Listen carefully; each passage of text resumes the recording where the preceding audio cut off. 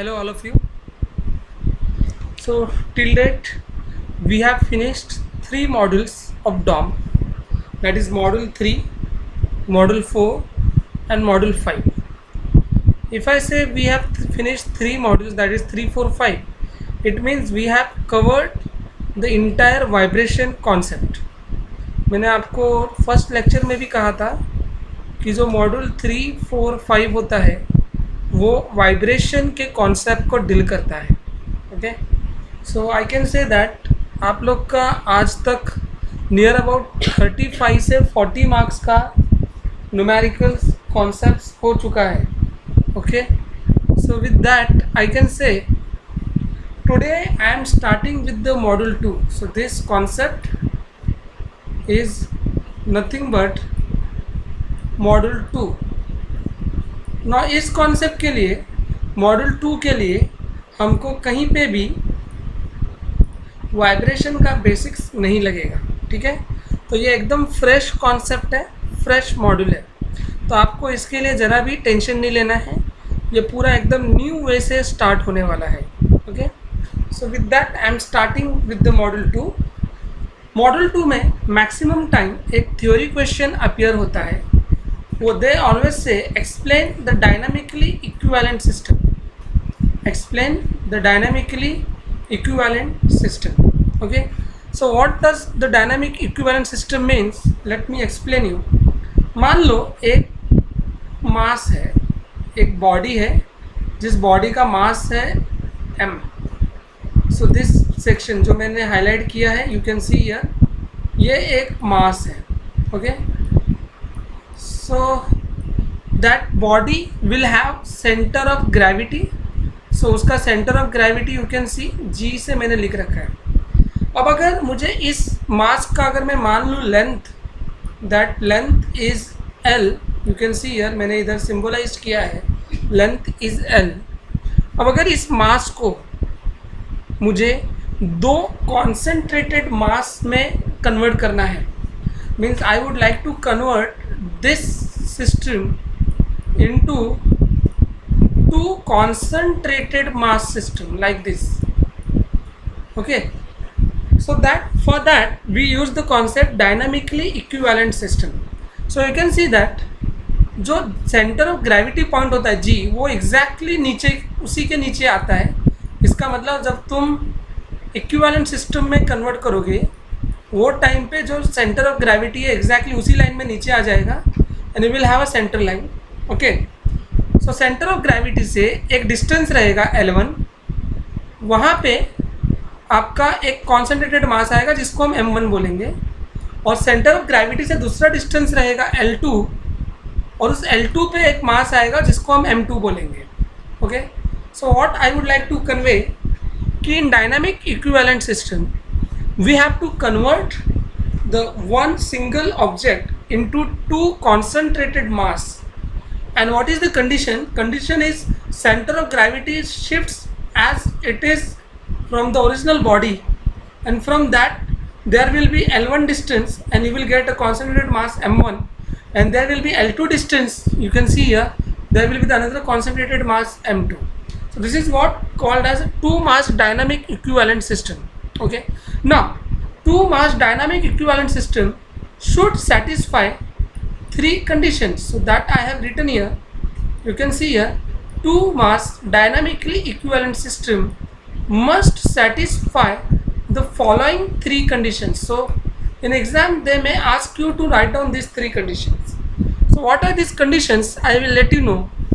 First condition is the sum of two masses. As I told you, we are converting the one mass into the two concentrated mass, that is in M1, M2. So the sum of two masses must be equal to mass of rigid body. I mean to say, अगर इस body का मास m है, ठीक है, this is original body mass, rigid body mass, और आपने उसको दो इक्विवेलेंट मास में कन्वर्ट किया है M1 और M2 में. सो जो सम ऑफ मासेस रहेगा, that is M1 of M2 should be equal to the original rigid body mass like this. So this is the first condition. Second condition, the center of gravity of two masses must be coincide with the of rigid body. It means that m1 l1 distance should be equal to m2 l2. मैंने पहले ही कहा आपको कि original rigid body का जो centre of gravity रहेगा वो exactly shift होता है डाउनवर्ड साइड में, ओके, और उसी के रिस्पेक्ट में हम डिस्टेंस L1 एंड L2 को मेंशन करते हैं. तो ये कंडीशन मतलब कंडीशन नंबर 2 है. So that means centre of gravity of two masses, okay, must coincide with that of rigid body, that is m1 l1 is equal to m2 l2. Now the condition number 3, the moment of inertia of two masses must be equal to moment of inertia of rigid body. मतलब अगर आप दोनों मास का moment of inertia का summation लोगे तो वो summation जो आएगा वो ओरिजिनल बॉडी के मोमेंट ऑफ इनर्शिया के जितना आएगा. So that is being written mathematically like this: Ig1 plus Ig2 is equal to Ig. Okay, so I have explained you the three conditions, that is sum of mass is equal to rigid body mass, this one, then distance must coincide with that of rigid body, means this one, and third is the sum of moment of inertia of two masses should be equal to the rigid body moment of inertia, like this one. Okay, now these are the three conditions which they generally ask in a university paper. Now I am just going towards the derivation side. So ये conditions यहाँ पे ख़त्म हो गई है, आप देख सकते हो. तो मैं यहाँ पे इसको stop कर रहा हूँ. अब मैं derivation part की तरफ जा रहा हूँ, मतलब इस step से जो आने वाला है वो derivation आने वाला है. Okay, so what I am doing, just see here. Take this term, take this condition. Okay, so what is that? If you can see m1 l1 is equal to m2 l2. So अगर मैं l2 को rearrange करूँगा तो this will become m1 l1 by l2 is equal to m2. I hope you understand this. Okay, तो ये जो step मिला है वो ये वाले condition से मिला है जो मैंने already mark किया है. Okay, it means you got the value of m2 और इस m2 की वैल्यू को फर्स्ट कंडीशन में सब्स्टिट्यूट करो here. Okay, so you can see that m1 मैंने एज इट इज़ लिखा है उस कंडीशन का, m2 के जगह पे ये m2 ये वाले के जगह पे हमने m1 l1 बाय l2 लिखा है और इक्वल टू m है. ओके, तो ये जो मिला वो फर्स्ट कंडीशन से मिला. ओके, सो देखो मैं कैसे डील कर रहा हूँ. सेकेंड कंडीशन से m2 निकाला, फिर उस m2 को फर्स्ट कंडीशन में सब्स्टिट्यूट किया तो मुझे सेकेंड इक्वेशन मिल गया. Okay, now next one is about your moment of inertia. So moment of inertia of first mass will be m1 l1. Okay, just try to understand here. Okay, you can see, let's make it simple. ये step जो था ना, ये step, okay, इसमें m1 into l2 किया, मतलब ये cross multiply किया, LCM लिया है. So this will become m1 into l2 plus m1 l1 is equal to m into l2. Okay, so ये जो मिला है ये प्रीवियस स्टेप के LCM क्रॉस मल्टीप्लिकेशन से मिल गया है. ओके, तो ये यहाँ पे भी क्रॉस मल्टीप्लाई होगा और यहाँ पे भी होगा. Okay, then if I rearrange the terms, तो राइट साइड में सिर्फ m को रखो जैसे कि मैंने यहाँ पे रखा है, यू कैन सी हियर, और बाकी सारे टर्म्स को एक साथ ले लो तो यहाँ पे m1 कॉमन निकलेगा. इस स्टेप में देखो m1 कॉमन निकलेगा तो ब्रैकेट में बचेगा l1 प्लस l2 और यहाँ का l2, so divide by l2. सो ये स्टेप आई होप आपको समझा रहेगा. इसमें क्या करना है आपको समझ गया है. ये सब्स्टिट्यूट करने के बाद इसको जस्ट सिंप्लीफाई किया है एंड देन ये फॉर्म में लाया है. अब हम जाएंगे अंडरस्टैंडिंग ऑफ कॉन्सेप्ट में. तो what I can conclude, if you see this term, ये जो मैंने यहाँ पे मार्क कर रखा है, m1 should be equal to m into l2 upon n1 plus l2. ठीक है, जो प्रीवियस स्टेप से आ गया. और अगर आप देखोगे तो you already know this values. Okay, m1 n1 by l2 is equal to m2. So accordingly अगर आप उसको सॉल्व करोगे तो आपको m2 का वैल्यू भी मिल जाएगा m l1 by l1 plus l2. Okay, so this is just a simplification. Okay, so you don't need to worry. Just मैंने अभी तक दो कंडीशन सब्स्टिट्यूट किया और मैंने m1 और m2 का वैल्यू निकाल दिया। Okay, so you should remember this how we got it. Okay, क्योंकि न्यूमेरिकल्स में ये यूज़ होगा। ओके, सो जब हम एक रिजिड बॉडी को दो कॉन्सेंट्रेटेड मास में कन्वर्ट करते हैं तो उसमें से एक मास का जो वैल्यू रहता है mL2 bye L1 plus L2 रहता है, और जो सेकेंड मास रहता है उसका जो वैल्यू रहता है mL1 bye L1 plus L2 होता है। Now what is L1 L2? L1 is the distance of CG to the M1 and L2 is the distance from CG to the M2. Okay, so accordingly we get these values M1 of M2. Now if you recall, we have seen the third condition of dynamic equivalent system, this one, that is summation of moment of inertia of two bodies, two mass should be equal to moment of inertia of your rigid body.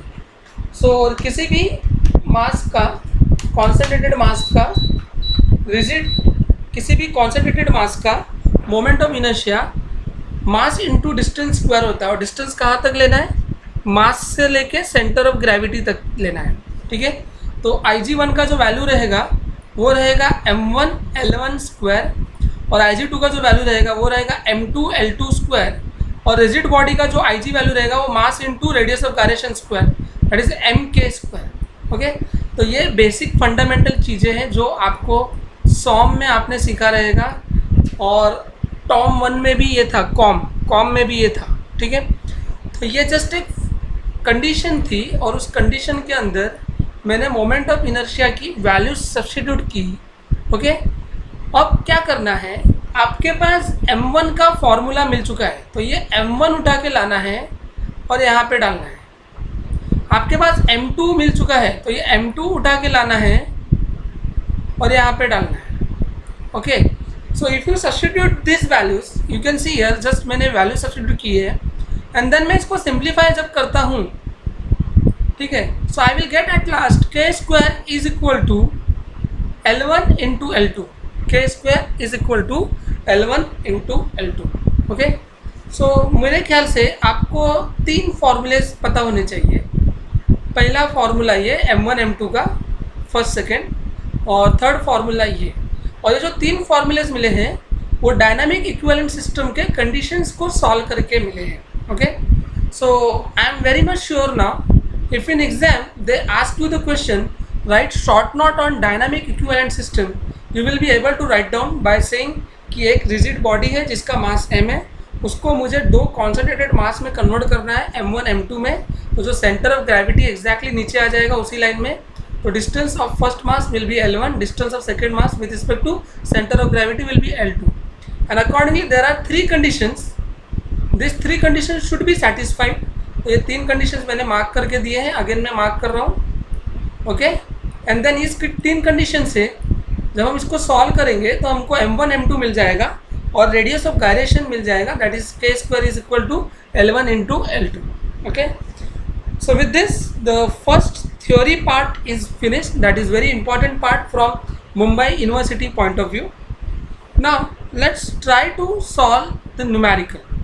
Okay, so I request all of you to read, it is a cursive handwriting, so don't worry, मैं आपके लिए read करता हूँ। Okay, the following data related to a connecting rod of reciprocating engine, तो connecting rod है reciprocating engine का, जिसका मास है 40 kg। Okay, distance between bearing centre है 800 mm। ओके, सो मैं आगे बताऊंगा ड्राइंग बना के कि कनेक्टिंग रॉड कैसा होता है, क्या होता है, क्यों होता है। ठीक है, फिलहाल एक पैरामीटर दिया है, distance between bearing centres are 800 mm, big end bearing diameter is 80 mm and smaller end bearing diameter is 60 mm. Time of oscillation when suspended from smaller end is 1.75, this is 1.75 second, and when time of oscillation when suspended from bigger end it is 1.6 second. Determine moment of inertia about the axis passing through the mass center. Okay, then the dynamic equivalent system of two mass, one located at the smaller end center. Okay, so let me tell you the basic fundamentals एकदम आसान भाषा में. इस numerical में आपको एक connecting rod दिया गया है. उस कनेक्टिंग रॉड का टोटल मास 40 kg दिया गया है. कनेक्टिंग रॉड में बिगर एंड और स्मॉलर एंड होता है. तो बिगर एंड और स्मॉलर एंड के बीच का जो सेंटर डिस्टेंस है वो 800 mm दिया गया है. बिगर एंड पे जो बेयरिंग लगाई गई है उसका डायमीटर 80 mm है. स्मॉलर एंड पे जो बेयरिंग लगाई गई है उसका डायमीटर 60 mm है. जब स्मॉलर एंड से उसको सस्पेंड करोगे कनेक्टिंग रॉड को तो उसका ये टाइम ऑफ ऑसिलेशन 1.75 सेकेंड है. और जब बिगर एंड से सस्पेंड करोगे तो उसका टाइम ऑफ ऑसिलेशन 1.6 सेकेंड है. हमको मास मोमेंट ऑफ इनर्शिया फाइंड करना है. फिर हमको पूरे कनेक्टिंग रॉड को 2 कॉन्सेंट्रेटेड मास में कन्वर्ट करना है, जिसमें से एक मास स्मॉलर एंड पे अटैच रहेगा. तो दूसरा मास किधर है वो हमको पता करना है, उसकी वैल्यू कितनी है वो पता करना है. Okay, so let's try to deal one by one. These are very simple concepts but it needs patience. So you can see that this is my connecting rod. So I have tried to draw a rough diagram. Okay, so this connecting rod is having center of gravity. तो ये center of gravity को G लिखा. ये smaller end है, इसको बोल दो this is smaller and. Okay, so this is smaller and and this one is, let's say, bigger end. Okay, so this is bigger end. Fine. Now smaller and का जो centre distance है उसको centre of gravity से मैं जो बोलूँगा वो distance L1 बोलूँगा. और बिगर एंड का जो सेंटर डिस्टेंस है उसको सेंटर ऑफ ग्रेविटी से जो डिस्टेंस है उसको मैं L2 बोलूँगा.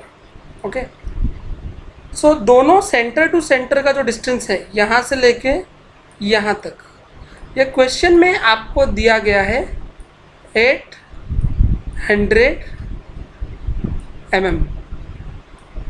Okay, it means that L1 plus L2 is equal to 800 mm which is nothing but L. तो टोटल को जो हम है L करके मेंशन करेंगे. सो आई होप आपको ये फर्स्ट गिवन समझ में आ गया रहेगा. Okay, now let's say when it is suspended from smaller end the time period is 1.75 second as we have seen in the given statement. सो जब स्मॉलर एंड से उसको सस्पेंड किया है तो उसके टाइम पीरियड को मैं TP1 करके लिख रहा हूँ, सिंबलाइज कर रहा हूँ. ओके, नाउ यह फॉर्मूला आपको रिमेंबर करना है, याद करना है टाइम पीरियड ऑफ वाइब्रेशन का. ये formula time period of oscillation का. Okay, so you should remember this formula. Okay, so that is being equal to 2 pi into under root of k square plus L1 dash, so this is dash, okay, square upon G of L1 dash again. Okay, now the concept arises, what is L1 dash? Now the concept arises, what is L1 dash? L1 dash, ध्यान से सुनना, L1 dash is the distance from CG to the extreme last point. CG to the extreme last point. Okay, so I mean to say, let me erase this now. Okay, so let me draw now again. So the distance from CG to this extreme last point will be called as L1 dash. Okay, now if you see that L1 dash will be equal to what? L1 plus this distance, na, this distance अगर इतने में add कर दोगे तो आपको L1 dash मिल जाएगा। Okay, सो वो distance कितना है पता है? वो बेयरिंग का रेडियस है। वो क्या है? बेयरिंग का रेडियस। स्मॉलर एंड पकड़ा है ना हमने, तो स्मॉलर एंड पे जो बेयरिंग है उसका देखो वैल्यू, तुमको स्मॉलर एंड बेयरिंग का डायमीटर दिया है 60 mm, तो उसका रेडियस कितना बनेगा? 30 mm बनेगा। Okay, so that value is being taken. So you can see that TP1 मतलब 1.75, that is time period of oscillation when it is suspended from the smaller and, वो मैंने लिखा, which is given 2 pi is the constant, under root k square that is radius of gyration unknown, keep it as it is. L1 dash के जगह पे क्या लिखा है? L1 plus this value, and this value is what? Radius of smaller end bearing. So if it is diameter having 60 mm, so radius will be 30 mm. So in meter this will become 0.03. I hope you understood this one. Okay, and this entire L1 dash square, so ये पूरे का square हो जाएगा. Then upon G, G is how much? 9.81. So I will substitute this value later on. So this is G upon L1 dash is the same one जो आपने numerator में लिखा था, वो यहाँ पे लिखा। ओके, अब अगर इसको पूरे को सॉल्व करोगे, ये पूरा equation, you have to solve this equation in such a way that you get a relation between k square and L1। ठीक है, जस्ट तुमको वो सॉल्व करना है and you will get an equation between k square and L1। Okay, simple है। क्या करना था आपको? TP1 का फॉर्मूला है, L1 डैश क्या है मैंने यहाँ पे देखो ड्राइंग में बता दिया है। तो आपको L1 प्लस बेयरिंग का रेडियस ऐड करना है, तो वो L1 डैश मिल जाएगा। बाकी सब सब्स्टिट्यूट करो, आपको के और L1 के बीच का रिलेशन मिल जाएगा। अब एज्यूम करो your what we can say your connecting rod is suspended from the bigger end. आपको दो कंडीशन दिया है ना क्वेश्चन में, देखो अगर वो स्मॉलर एंड से सस्पेंड करेगा तो 1.75 सेकेंड है, अगर वो बिगर एंड से सस्पेंड करेगा तो 1.6 सेकेंड है। एग्री? सो इन दैट वे मैंने बिगर एंड से सस्पेंडेड पकड़ा है उसको, नाउ इट इज़ 1.6 सेकेंड। तो वापस TP2 का जो फॉर्मूला आएगा वो ये आ जाएगा। अब जो डिस्टेंस आएगा वो डिस्टेंस CG से लेके बिगर एंड तक का होना चाहिए, बिगर एंड के लार्जेस्ट साइड तक होना चाहिए। ठीक है, so let me erase now this one. Now let's try to understand the distance. So you can see ये largest end है bigger end का, तो CG से लेके यहाँ तक का जो distance रहेगा that value is L2 dash, and what will be the L2 dash then? L2 plus this radius. Okay, and this is what? Radius of bigger end bearing. This is what? Radius of bigger end bearing. Okay, so bigger and bearing diameter is given, which is 80 mm. You can see here. तो उसका radius कितना हो जाएगा? 40 mm हो जाएगा। Okay, now you can see there, ये standard formula है। Smaller end से पकड़ोगे ना तो CG से लेके स्मॉलर एंड तक का डिस्टेंस पकड़ने का, that is L1 dash. Bigger and के लिए जब वाइब्रेशन पॉइंट ऑफ सस्पेंशन पकड़ोगे तो जो डिस्टेंस है वो CG से लेके बिगर एंड तक का लेना पड़ेगा तुमको। ठीक है, तो ये फॉर्मूला आपको वापस याद रखना है, जो कि पहले के जैसे ही है। अब मैंने आपको पहले ही बता दिया था कि L1 डैश जो है वो L1 plus the radius of bearing है of smaller end. L2 dash भी क्या रहेगा? L2 plus radius of bearing of larger end, that is bigger end, so that is 0.04 metre, that is 40 mm। But L2 is equal to 0.8 minus L1। ये कहाँ से मिला मैं आपको बताता हूँ, ये रहा L1 plus L2, you can see here L1 plus L2 is equal to 800 mm, so in metre this will be 0.8 metre. Okay, so accordingly what I am doing, L2 will be equal to 0.8 minus of L1, you can see there. Okay, so ये जो है ये पहले step से मिला है।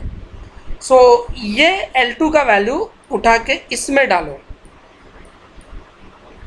Okay, so you can see that L2 dash will be equal to L2 which is 0.8 minus L1, और ये बचा 0.04, वो ऐड हो जाएगा तो L2 डैश का value in terms of L1 आ जाएगा, that is 0.84 minus L1। Okay, substitute this value of L2 dash over here, Now why I have converted L2 dash in terms of L1, you will get a clear idea, don't worry. Right now just what you have to do, you have to substitute this L2 dash value over here in these equations. So it will come here and it will come here. So if you substitute this, you can see here, if you substitute this and if you solve this again you will get relation between k square and L1. तो अब समझा मैंने L2 dash in terms of L1 क्यों डालने का कोशिश किया, so that I can solve this equation. Because आपको ऑलरेडी एक इक्वेशन मिला है यहाँ पे, ये रहा एक इक्वेशन, ठीक है, और एक दूसरा इक्वेशन मिला है यहाँ पे. If you see this two equations, there are only two unknowns, that is k and L1. You can check here k and L1. So as you know that if there are two unknown, then you should have two equations. Okay, so you got two equations. So you can solve these two equations now, and if you solve these two equations, आपको L1 मिल जाएगा which comes 0.569 metre. Okay, and आपको L1 dash भी मिल जाएगा which comes 0.599 metre. आपको L2 मिल जाएगा which comes 0.2309 metre. Okay, now you know that you got the value of L1 and L2, और आपके पास already k square in terms of L1 या तो ये इक्वेशन में डालो या तो ये इक्वेशन में. अगर आप L1 की वैल्यू k के इक्वेशन में सब्स्टिट्यूट करते हो तो आपको डायरेक्टली k का आंसर मिल जाएगा. और आपको यही तो पूछा था, what is the radius of gyration and mass moment of inertia. So radius of gyration 0.31 meter निकाला. How we got it? It is very easy. Find out the value of L1, L2 and all. Substitute in the previous obtained equation of k. You will get directly the value of k. So the mass moment of inertia of rigid body will be Ig is equal to mk square. This is standard formula, where m is the mass of the connecting rod. So this is 40 kg and k is 0.31 meter, which you have obtained over here. You have to substitute here. तो आपको mass moment of inertia directly मिल जाएगा something 3.9 kg metre square. ठीक है, so you will get something 3.9 kg metre square. So this is your first answer. ठीक है, now in second answer they have asked you to convert the connecting rod into two concentrated mass system. Okay, then how to do that, let's try to understand.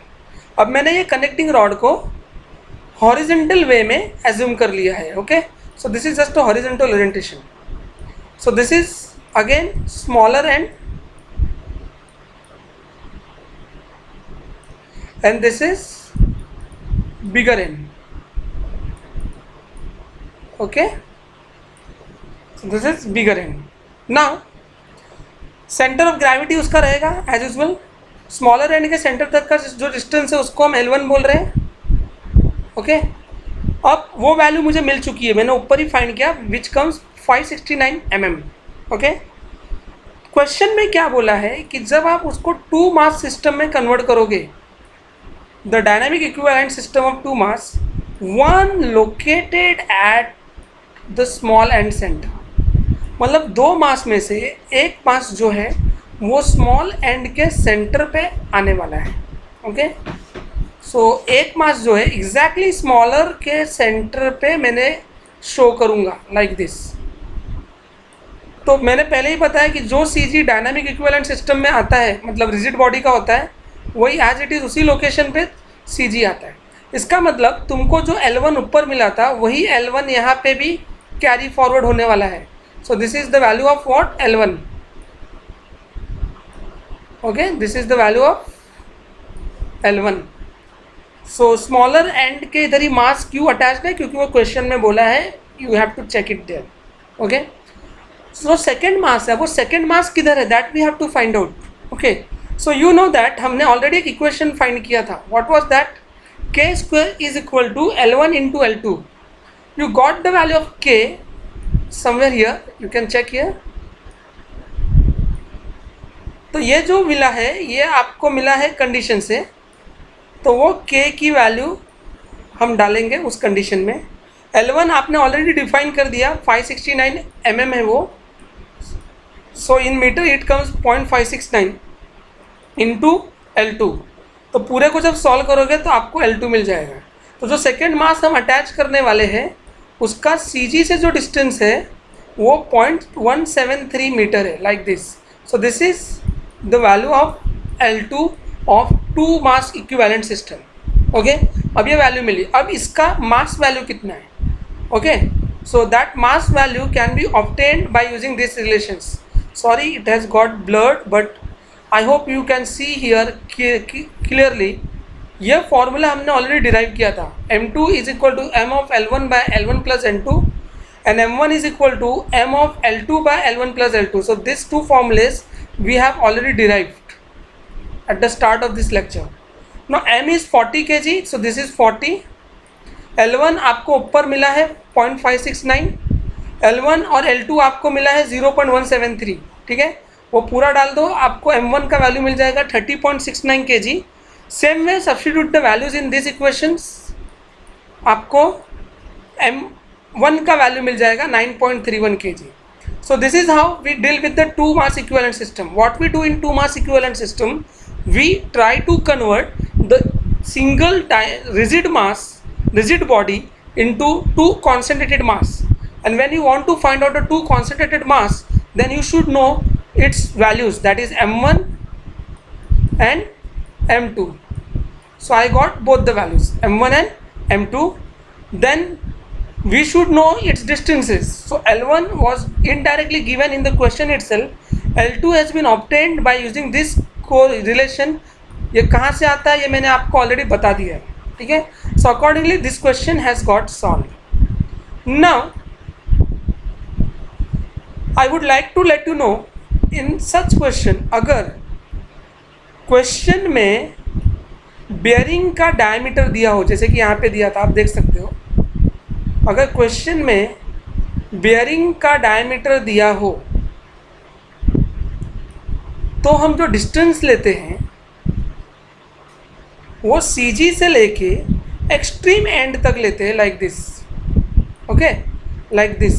यहाँ पे भी जो distance लिया था extreme and तक लेते हैं और उसको हम L1 डैश बोलते हैं।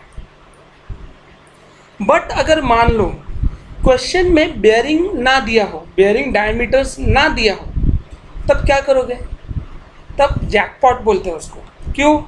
आपको L1 L2 जो दिया रहता है ना, ओके, वही डायरेक्ट सब्स्टिट्यूट कर देने का, that you have to directly take. Okay, I mean to say, when bearing is not given, then directly L1 dash will be replaced with the L1 only. Okay, so L1 dash will get replaced with L1 and L2 dash will get replaced with L2.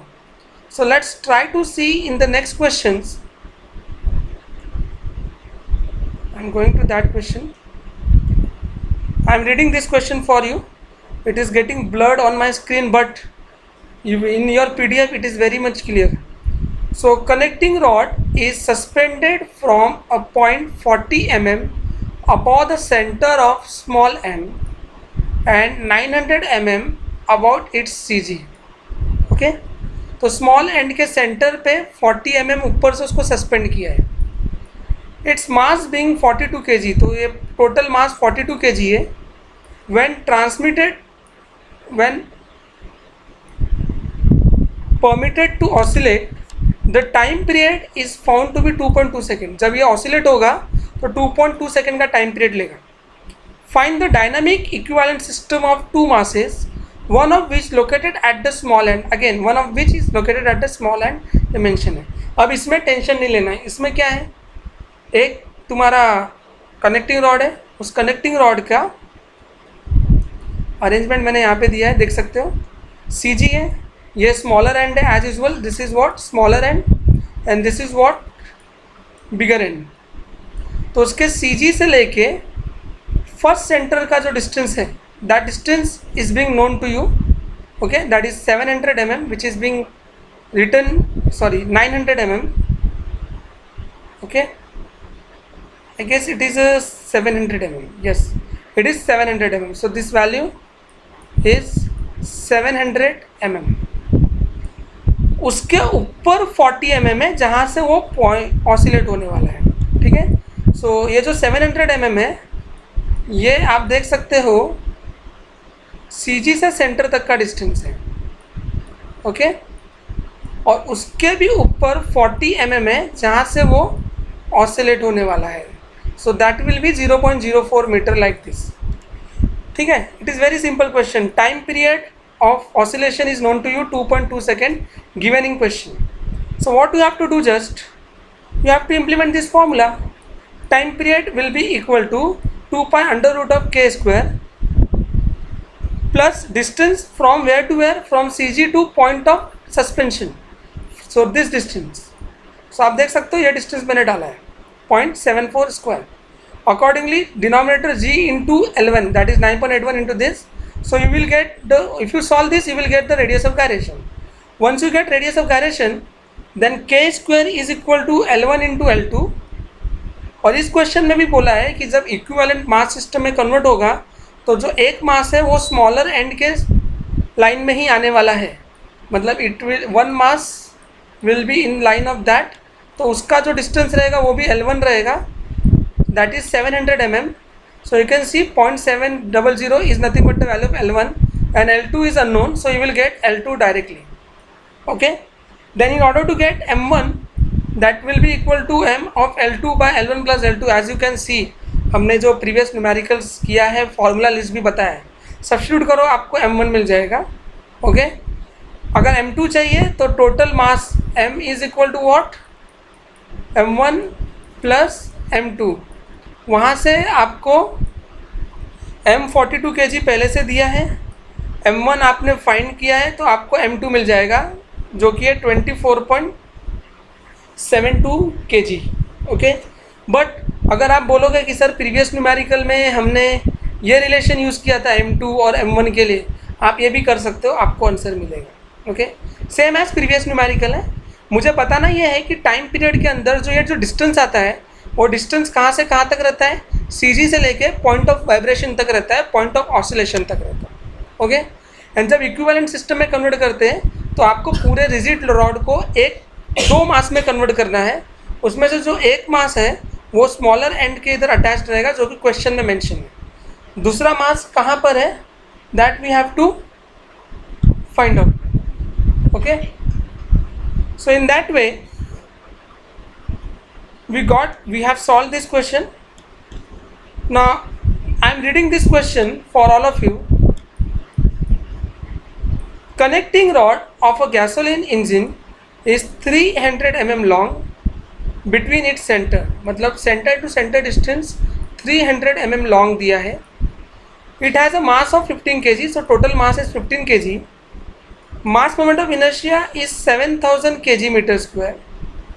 Its CG is at 200 mm from the smaller end. Determine the dynamic equivalent of two mass system of the connecting rod if one of the mass is at the small end center. Again, one of the mass location is given to you which is at the small end center. You can see here. Okay, so it is very simple numerical. You can see I am not making drawing. Please refer the previous drawing जो हमने बनाया है. So center to center distance 300 mm है, मतलब 0.3 metre है. It is given. तुमको मास moment of inertia IG का value 7000 kg metre square दिया है. So that 7000 kg meter square, that is Ig, which can also be equal to mk square. Okay, so आपको total मास का value 15 kg दिया है. ये पूरे को रीअरेंज करो तो आपको यहाँ से k का वैल्यू मिल जाएगा. Okay, once you get the value of k, this comes 21.6 metre square. Okay, don't see this unit, it is 7000 by 15 which comes 466.67, but this is k square. So under root जब इसको करोगे तो this comes 21.6 meter square. Okay, then we know that your CG से लेके small end तक का distance question में दिया है आपको. Okay, you can see there. Okay, its CG is at 200 mm from its small end, that is 200 mm. L1 is known to you, तो 0.2 metre डाला है मैंने. We know this condition, k square is equal to L1 into L2. Okay, so k की value उठा के हमको तो already पता है, L1 भी हमको ऑलरेडी पता है, तो वो सब्स्टिट्यूट करके हमने L2 निकाल दिया. Once you gate L1 L2, M1 का ये स्टैंडर्ड फार्मूला है, मैंने आपको स्टार्ट में बता दिया है. ठीक है, सब्स्टिट्यूट करो, आपको m1 मिल जाएगा एंड अकॉर्डिंगली जैसे हमने पहले निकाला था m2 मिल जाएगा. ये सॉल्व हो गया. Am I clear? So in this way today we have seen the numeric. First we have seen the dynamic equivalent system, then we have understood the three conditions of dynamic equivalent system, then I have derived the formulas with respect to that, then I have solved the three different numericals, and these all three numericals are from Mumbai University papers. Okay, and this last one is just a derivation. तो ये just एक derivation part है, इसमें कुछ नहीं करना है, just you have to remember this derivation. So I leave this to you. You have to do this derivation. Okay, so this is the question of derivation. अगर आपको पहले का केसेस समझा है, मैंने जब थ्योरी बताया तो डेरिवेशन इजीली आपको समझ में आ जाएगा. There is no need to worry. Okay, so I will stop here today only, and in next lecture I will start with the new concepts of module 2 only. Module 2 have various concepts. Okay, तो आज मैंने एक concept आपको cover किया है. Okay, अगले lecture में हम दूसरे कॉन्सेप्ट्स को डील करेंगे. अगर आपको कुछ डाउट्स हैं, कुछ क्वेरी है, तो आप अपने ऑफिशियल व्हाट्सएप ग्रुप पे पूछ सकते हो, या फिर अपने डाउट्स मुझे पर्सनली मुझे व्हाट्सएप नंबर पे भेज सकते हो. With that I am saying thank you so much all of you. Take care.